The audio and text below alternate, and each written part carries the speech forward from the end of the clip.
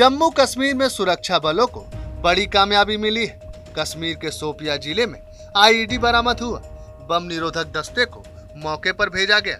Jammu Kashmir police ने बताया कि शोपियां जिले के सिरमल इलाके में आईईडी बरामद किया गया। पुलिस और सेना की टीम ने ज्वाइंट सर्च ऑपरेशन के दौरान आईईडी बरामद की है। हरियाणा कौशल रोजगार निगम के तहत हो रही टीजीटी और पीजीटी भर्ती को लेकर उठ रहे सवालों के बीच विपक्ष सरकार पर हमलावर हो गया है। कांग्रेस के राष्ट्रीय महासचिव रणदीप सुरजेवाला ने भर्ती को लेकर सरकार को कटघरे में खड़ा करते हुए कई सवाल दागे। कहा, सरकार ने ना तो भर्ती का क्राइटेरिया जारी किया और ना ही मानदंड बनाए। जल्दबाजी में बिना दस्तावेजों की जांच किए अभ्यर्थियों को जॉब ऑफर लेटर बांटे। खट्टर सरकार, दुष्यंत चौटाला सरकार एक बार फिर हरियाणा के नौजवानों के साथ भद्दा खिलवाड़ कर रही है।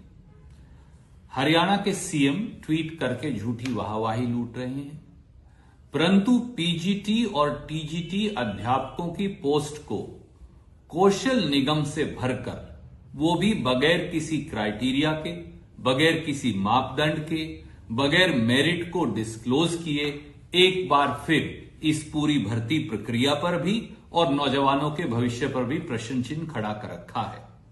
ट्वीट खेलकर खट्टर साहब बच्चों की जिंदगी से खिलवाड़ मत करिए, सीधी सीधी बातों का जवाब दीजिए। और मेरे आपसे 10 सवाल हैं। आप सांसद राघव चड्ढा ने चुनाव को लेकर प्रचंड बहुमत से जीत का दावा करते हुए कहा कि एमसीडी चुनाव में आप बम्पर मेजॉरिटी के साथ इतिहास रचेगी। अरविंद केजरीवाल का जो गवर्नेंस ऑफ मॉडल है, जिसमें दिल्ली वाले हर चुनाव में अपनी मुहर लगाते हैं, वही मुहर नगर निगम चुनाव में भी लगेगी। जैसे दिल्ली सरकार में केजरीवाल, वैसे ही नगर निगम में भी केजरीवाल आने वाले हैं।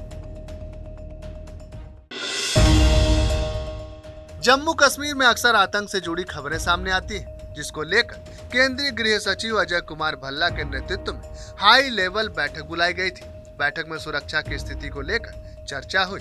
इसमें मंत्रालय के वरिष्ठ अधिकारी, इंटेलिजेंस ब्यूरो के निदेशक तपन डेका और राष्ट्रीय जांच एजेंसी के महानिदेशक दिनकर गुप्ता सहित कई और अधिकारियों ने हिस्सा लिया। गृह मंत्रालय में हुई अहम बैठक के दौरान जम्मू कश्मीर में आतंकी गतिविधि, ड्रोन एक्टिविटी, टारगेटेड किलिंग और कश्मीरी पंडितों पर हमले को लेकर चर्चा की गई। इसमें NIA, DG CRPF, BSF, DGP Jammu Kashmir के चीफ सेक्रेटरी और रॉ के चीफ अधिकारी मौजूद रहे। राहुल गांधी की भारत जोड़ो यात्रा के पहले दिन खत्म होने पर राजस्थान कांग्रेस को नया प्रभारी मिल गया। पंजाब के सीनियर लीडर और पूर्व उप मुख्यमंत्री सुखजिंदर सिंह रंधावा को आलाकमान ने माकन के इस्तीफे के बाद नया प्रभारी नियुक्त किया है। वही रंधावा कांग्रेस स्टीयरिंग कमेटी के सदस्य भी मनोनीत किए गए हैं। रंधावा चरणजीत सिंह चन्नी को पंजाब का सीएम बनाए जाने के बाद गृह मंत्री बने थे। कांग्रेस नेता राहुल गांधी की भारत जोड़ो यात्रा अगले महीने जनवरी में पंजाब में एंट्री करेगी। पंजाब में यात्रा शांति से आगे बढ़ सके और आम जन को भी परेशानी नहीं हो, इसके लिए पंजाब कांग्रेस अध्यक्ष अमरिंदर सिंह राजा वड़ी सीएम भगवंत मान से मिले। इस दौरान राजा वड़िंग के साथ रवनीत बिट्टू और पूर्व विधानसभा स्पीकर राणा केपी सिंह मौजूद रहे। कांग्रेसी नेताओं ने सीएम भगवंत मान से उनके चंडीगढ़ स्थित आवास पर मिलकर उन्हें यात्रा के संबंध में मांग पत्र सौंपा। भारत जोड़ो यात्रा को पंजाब में प्रवेश करने में अभी लगभग 1 महीना बाकी है। 10 जनवरी से 19 जनवरी तक हर ब्लॉक और हर विधानसभा हलके से 25 और 50 कार्यकर्ता राहुल गांधी के साथ चलेंगे। शिरोमणि अकाली दल सांसद हरसिमरत कौर बादल ने नशे के मुद्दे पर पंजाब के सीएम भगवंत मान पर निशाना साधा। कहा, पंजाब की सड़कों में नौजवान नशे की हालत में घूम रहे हैं, जिसके बाद सुप्रीम कोर्ट ने यह टिप्पणी की।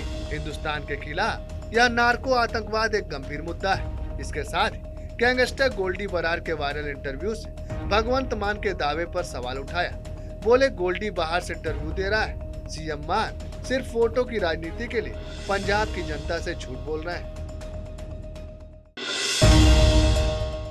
लश्कर की ओर से operated social media handle Kashmir fight ने एक बार फिर घाटी में काम करने वाले कश्मीरी पंडितों को धमकियां दी है। आतंकी संगठन ने 56 कश्मीरी पंडित कर्मचारियों की एक लिस्ट जारी की, जो उनके निशाने पर है। आतंकी संगठन ने अपनी धमकी में पीएम पुनर्वास पैकेज के तहत बसाए गए कश्मीरी पंडितों को निशाना बनाने की बात कही, जिसको लेकर कश्मीरी पंडितों का विरोध प्रदर्शन जारी है।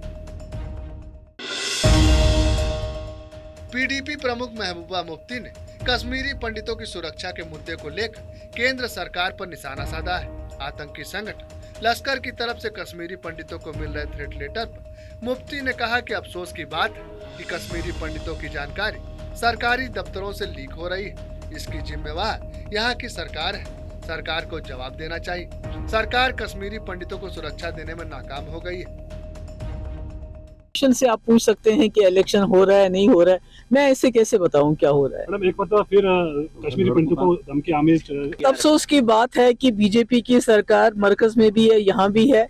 किस तरह से जो कश्मीरी पंडित, एक तो 6 महीने से वो जम्मू में दर-बदर हो रहे हैं, उनके बारे में कोई फैसला नहीं हो रहा है। उनको कहा जाता है कि आप ड्यूटी पे दोबारा रिपोर्ट कीजिए, और दूसरी तरफ से उनकी जो डिटेल्स हैं जो किसी को मालूम नहीं होता है, तो वो कैसे सरकारी दफ्तरों से लीक हो गई है।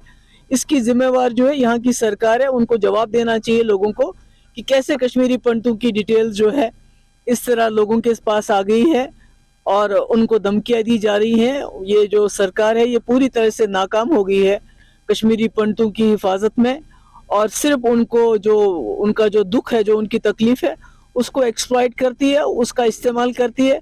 बाकी कश्मीरी पंडितों के बारे में ये बिल्कुल संजीदा नहीं है। मैम ये आपके मकान, वो तो सरकार को मालूम होगा कि क्लियरेंस मिली है नहीं मिली है, मुझे तो इसके बारे में कुछ भी मालूम नहीं है। मैं बताइए, पहले से कल फारूक साहब का एक बयान आया है कि जो पोलिंग बूथ है उनको कैप्चर करने की कोशिश की जा रही है, ऐसा कुछ है? नहीं, मैं कैसे कह सकते, अगर फारूक साहब ने कहा होगा तो इसका जवाब